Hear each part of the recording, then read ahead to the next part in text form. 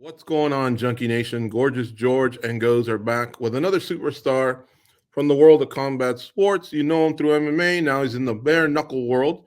He's going to be fighting at Bare Knuckle FC 41, which is coming up on April 29th. It's a Saturday, and it is a pay-per-view. His opponent will be a former MMA fighter as well, Josh Copeland, and of course, it's the one and only Big Ben Rothwell. Hello, Ben. How are you? Pretty good. Thank Ben, you. Ready to go. I think every time you know that you sign up for Junkie Radio, some ridiculousness is coming your way. Let me ask you this, okay? Because we've had you on so many times. Sometimes I have to struggle for questions, throw you off your game a little bit. But tell me this: is fighting BKFC, the sport, almost like preparing for a 5K or 10K run versus an MMA fight seems more like you're preparing for a marathon? Because over here, you don't have to address the wrestling, the jiu-jitsu, you're basically just hands, road work, footwork, like, you know what I mean? So is it something like that, or do I got it wrong? Is it a tougher grind than maybe we're giving it credit for? I would compare it not to a marathon MMA. I would say MMA is like doing one of the Spartan runs, one of the crazy 5-10 mile runs where you have to do an obstacle course and do the whole thing as fast as you can, using your whole body, pull ups and jumping and doing all these crazy things and running. While BKFC is running, like you said, like I'm just focused on one discipline. There's no takedowns. Take it for what it is. Is it easy or not? I guess so. It is. Mm-hmm. I'm not going to lie. I'm having a lot of fun with it. Right. And at the same time, what are some of the drawbacks to it, I guess? Does it stimulate the mind? And like, is it, I mean, you've already had one match all of 20 some seconds, but is it what you expected and more, or have you not even gotten to that, to that point yet? I mean, we can't even ask you, what do you like more? Because this career is just barely starting. Yeah, it's all about the next fight. Josh Copeland is, like you said, a vet, has a bunch of fights. So this is obviously a step up in competition, and I think we're going to get a better take of what bare knuckle's all about. But my training and everything I've been doing, I've been doing combat sports for 24 years, so it is what it is. Like, I'm having fun with this. That's really going to say. As actual fight time, yeah, I mean, I can't really take much from the last fight. I went in and did exactly what I was supposed to do.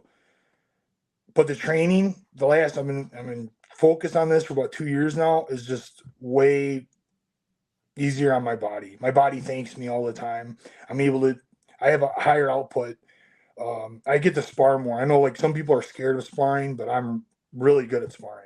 I'm just really good at it. I'm really comfortable with it. I came here to Denver, it's tricky when you start sparring with people you don't know. That's when people can get hurt. Somebody's got something to prove and all that. And I wasn't worried because whatever I was going to go up against, I knew I was going to be able to take care of it and handle it. And I was fine. I come here and actually made some friends. I got some good training partners. The guys were quality. There was nobody trying to do anything silly, and just quality work the whole time I was here. I even got a couple rounds in with Curtis Blades before his fight. So props to him, because I'm totally new and he was kind of, he's got a big fight coming up in a couple of weeks, and he was willing to train with me, kind of risky on his end, but I knew what I'm doing. I know there's but for him to try it out, and he thanked me after. We had some really good work, and so lots of different looks, and I think that's the difference. I just don't think striking's not for everybody. Even guys that do striking, I don't think they have 20 some years into it like I have. So I've really learned how to work with anybody, work with all body types, and that's all I have to do is boxing. I miss not being able to kick. But it was just like in MMA. The problem is people weren't seeing my kicks and weren't seeing my submissions. People that train with me know those things I'm really good at those things, but I wasn't doing it in my fights for whatever reason. So here it is, bare knuckle. All they have to do is throw my hands. That's all I want to do anyway, apparently, when I'm in a fight. So this was just made for me. I feel really natural doing it. You know, normally I would segue to this later on because this interview is about you, but I just want to follow up because it is a big fight this weekend in the division that you once occupied, the UFC heavyweight division. We have a champion that left, a new champion that's been coordinated, although he could be leaving soon. He says this could be his next fight. This fight between Pavlich and Blades is tremendous. It could lead to the number one contender fight. And I know you're obviously going to be a little bit biased to your training partner right now, but just tell us what you're feeling about that fight. A lot of people are discounting maybe Blades as just a wrestler and not realizing this guy's got some pretty good stand-up. He's actually won some fights with his hands. No one around here would say that because everybody around here respects Curtis and talks about how skilled he is everywhere. He's a mixed martial artist. He's really dove into working on his striking. He has his style, and what makes him so dangerous is a guy like Pavlich is, dude, I think he's gonna have a really hard time stopping Curtis's takedown.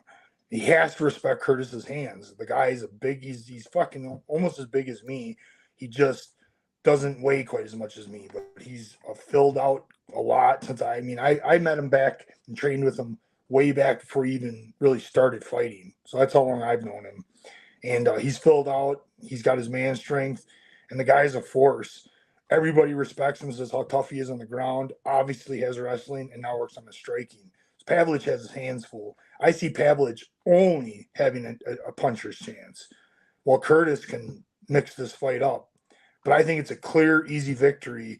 He sets it up, puts Pavlich on his back. I believe Pavlich will have absolutely no answers for Curtis Blades on top of him. Did Curtis Blades pick your brain a little bit about that go-go choke? No. We were just boxing. Okay. No grappling. I'm not even, a month out, I'm not even grappling or playing around. Even with my fight team, I'm just like, no, I don't even need to risk anything whatsoever. I box, I do boxing. That's it. What did your lungs tell you the first week you were in Denver?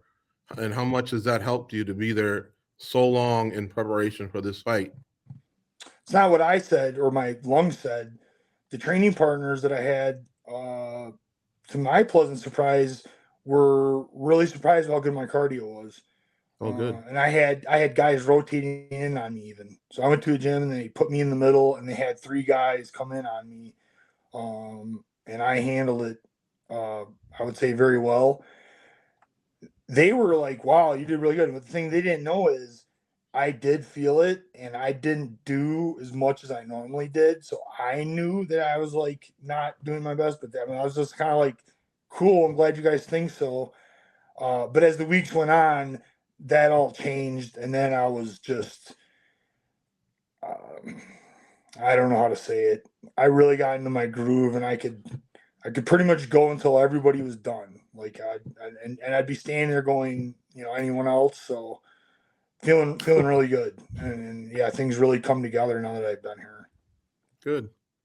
Ben, can you maybe describe the emotions, the feelings that go into opponent changes in BKFC versus what you have to deal with in mixed martial arts? Yeah, not nearly the same. I'm boxing and the guy can only box me. So it's like, yeah, if there was a big height difference or, a skill level difference, as far as like the guy was like a champion boxer or something like that, there'd be some things to look at. But even then, it's like, it's boxing. Like my opponent has to box, I'm boxing, not MMA. MMA, you could go from a guy who you're thinking is like all out striker, this and that, to then your opponent switches. He's a Brazilian black belt champion. Dude, your mind is like, oh my God, it's like a completely different fight.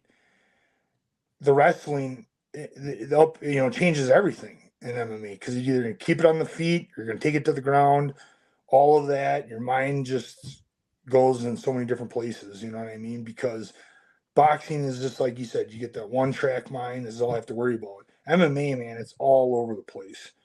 And it does create anxiety and it's stressful in that aspect of, especially if your opponents are a lot different. In combat sports, a lot of promises are made, but not a lot of people go through with them. From the moment you found out, we were at that press conference, you had no opponent. From the moment that we left that day to the moment you actually got your opponent, what was the stress level like? How did you feel? Did you know deep down in your heart you were going to get someone? Did a lot of people train on the fight? What was that whole process down for you? Yeah, it was a bummer. I mean, there's no way wrong because I'm like, here, I'm gonna fight Watson. Here's the guy. He accepted the fight. The fight, when it got announced almost 4 weeks before that press conference, said Denver. Fights in Denver. We were promoting it. Everybody knew it. He signed a contract even or something. The day of press conference, he sends a message and he says, I never agreed to fight in Denver, this and that. And it's like,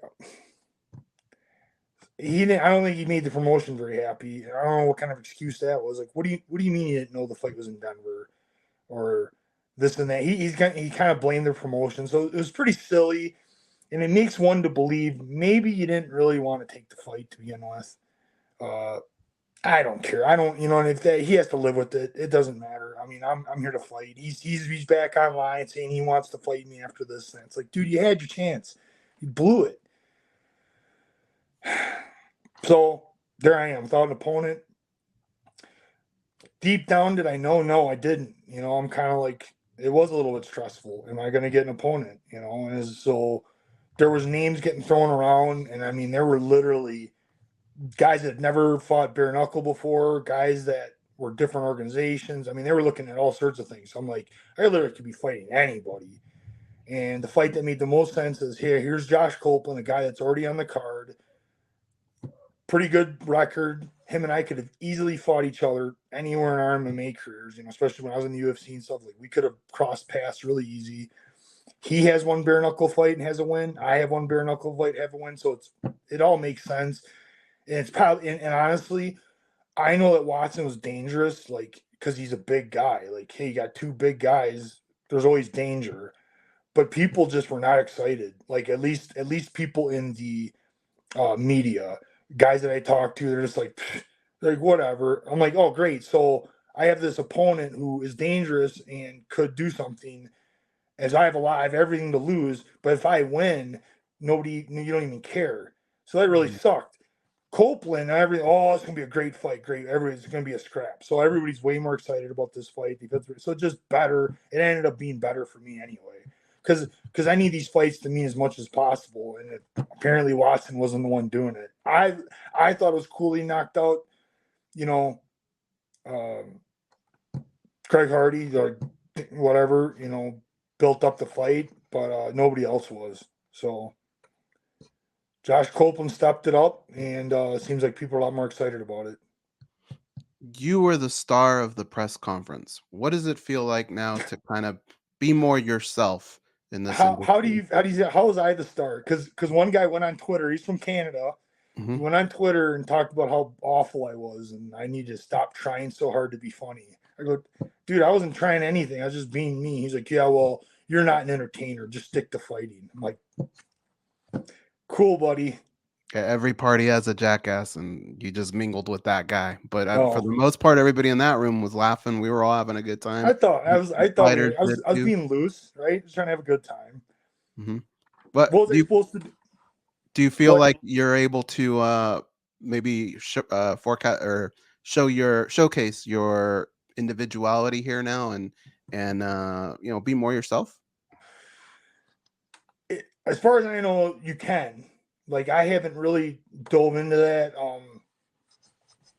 I've been focused on. I kind of been in the wings, and I kind of knew that this big show was happening kind of beginning of the year. I just really been focused on my skill set, and I haven't dove into the entertainment side as much as I can. I think going forward, especially with another good performance, I think I can really do some fun things to show the whole fight, do the walkout, bring some theatrics to it. That I think, we know that they love it in Japan. And hey, look at WWE. Why is it so successful? Because they have personalities, the showmanship. We're entertainment business at the same time. Yes, it's combat sports, but that's entertainment business. And I think having more to the show than just the fight helps, gets people into it. You know, what am I so known for in the UFC? Because of the interview with John Anik, and I did the laugh, you know, dancing after Alistair Overeem after I knocked him out. People didn't care I knocked him out. They cared about how I celebrated. Crazy to me, and I don't even know how these things, they just kind of happen. But kind of like right after that fight with where I did the laugh, Reebok was ushered in, and that was all taken away. I was threatened. I was told not to do things and couldn't wear things, literally. And I was just like, damn. Like it really took a lot. I mean, it took the fun out of it completely for me, and kind of took a little bit of part of me out of it, out of the fighting. And I was just basically showing up to get a paycheck during that last section of my fights there at the UFC. Now I'm kind of like still getting over that, but I think the potential to do some really fun things is coming up. This show, I'm not promising anything. I'm just, you know, I got to put on a show with the fighting this time around. But I think going forward, we could get into some fun things.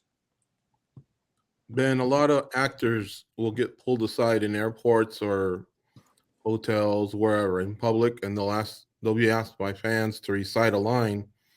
Do you often get that in combat sports combat sports fans to just give me the quick dance, you know, after you've done the picture or the autograph or the laugh? Like, do people come up to you and request that?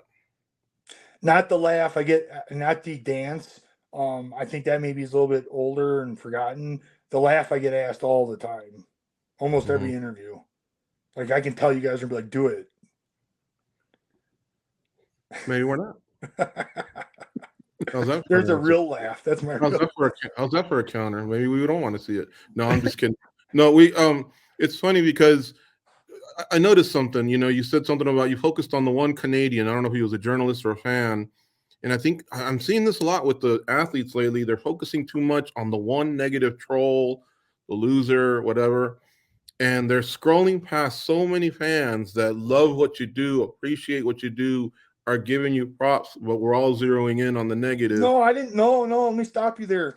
I was polite to him, and he said something, and I just said something funny back as my final. He's like, whatever, just stick to the fight. I just said something funny back. I go, I'm not an entertainer at all. And I put a laugh face. And it was under the comedian that's in Vegas with you guys. Adam Hunter? Adam Hunter. It was his post. And he did a funny Ben Rothwell. What did you get yourself into? He got this goofy, some weird stuff, dude dancing, whatever. Yeah. So I was part of it.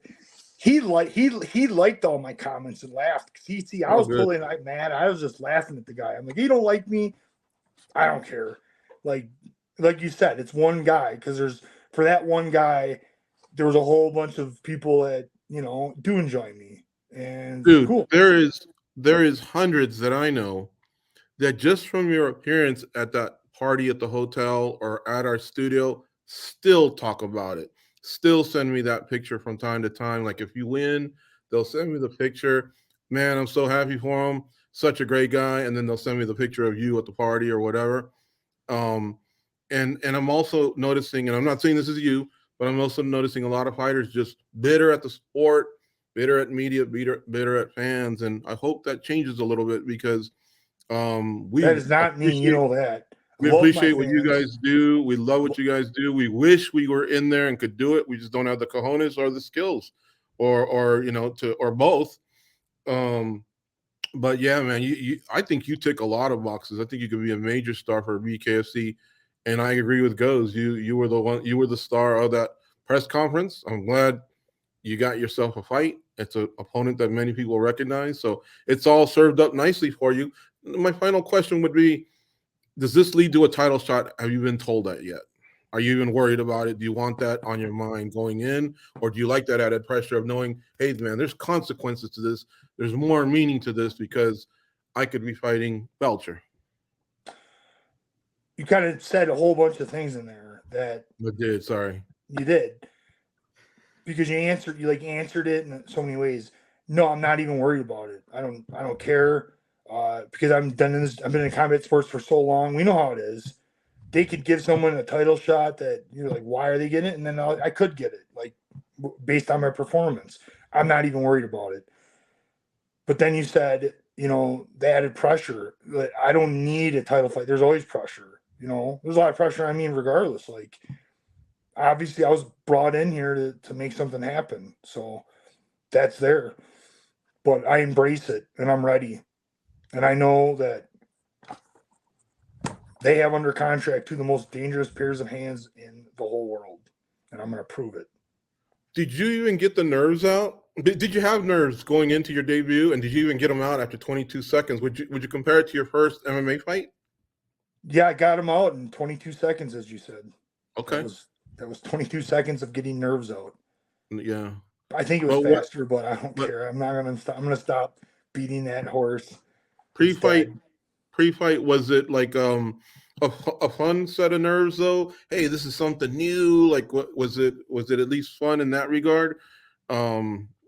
You know, this BKFC debut you just had. Day of the fight, it's nerves. There's nothing like fun about that day. It's like very serious.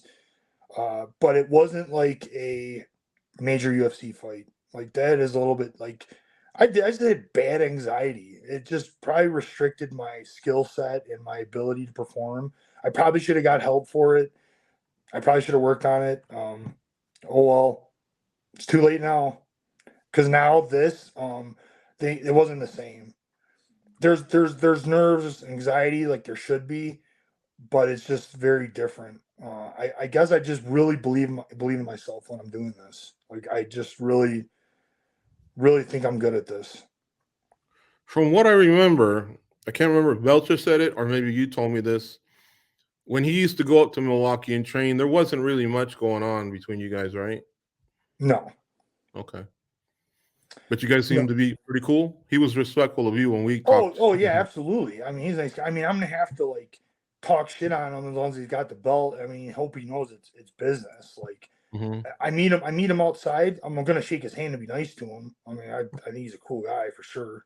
It's just when we're in that ring or I'm in business, like no, he's public enemy number one. Like you know, it just has to be that way. We got to put a show on. Does your contract with BKFC exclusive? Here's what I'm getting at. If you fulfilled your fights with BKFC and you don't have nothing on the books, with what PFL's doing with their series of just, hey, you can just show up for the pay-per-view, you don't have to do the season, could you dip in there and fight Francis Ngannou there? Since Feldman already said it doesn't look like Francis Ngannou may come to BKFC.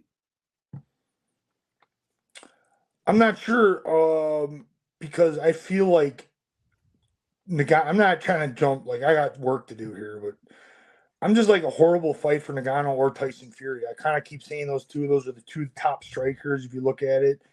Because I'm a dangerous guy, but they're relatively not the name value that they need or be interested in. So I've got work to do in the BKFC to make that fight appealing. Like you said, I get the belt. I keep performing like I am.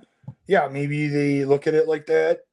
I don't think David Feldman would want that happening somewhere else. I think if Francis was actually trying to do business, I think he'd want to do it. Maybe he threw out such a crazy number. Sometimes it's someone's way of just saying no. Like, oh, hey, you want to pay me this crazy? Okay, I'll do it then. But just say such a stupid number that it's your way of saying no. And I think maybe some of that is going on because I think they're gunning for a big boxing match with either Wilder or Tyson Fury. But Tyson Fury just kind of makes fun of him, made him an April Fool's joke on top of it. So I don't even know if Tyson even cares. So I think Francis is hunting for like 100 million payday. Oof. And no, bare knuckle, PFL, nobody's gonna pay that. Yeah. All right. Ben, it's always a great chat with you. We always enjoy the time. Good luck with the rest of your camp. I know there's not much left. And we can't wait for this pay-per-view, BKFC 41 versus Josh Copeland. Folks, you got to get it. Not only this fight, we also got Chad Mendez against Eddie Alvarez. Eddie Alvarez just signed. He's making his debut in bare knuckle, coming off a 2-year layoff. Mendez has already fought. He's got one under his belt. Luke Rockhold debuting. He's fighting Mike Perry, who also has a few under his belt. Big names from MMA all over this. Get that pay-per-view. It's going to be a fun night. Goes and I will be watching live as always.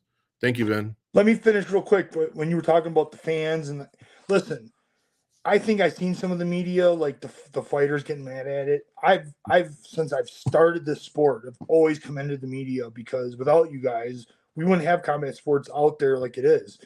All the Instagram and Facebook, you know, it's all media. Like, you guys writing interviews and doing your stuff. And as far as my fans, you guys know, I love the fans. You know, I'll bend over backwards. I'll stand in a line for 8 hours, 2 days in a row, and sign every single autograph with a smile, because I care that much. And I didn't get paid anything for that. Maybe I'm a sucker, but I love the fans that much. UFC Fan Expo, FYI. That's where I did that. Yeah. And I had a blast coming to your guys' party. And it's kind of cool to hear that, you know, that I had that kind of impact on them. But that's the best thing I could have hoped for, you know. Those are real fans, and that's the people I fight for. My dad says that I thought he put a catcher's mitt on my shoulder, but it was his big hand when you took the picture. He's always cracking jokes.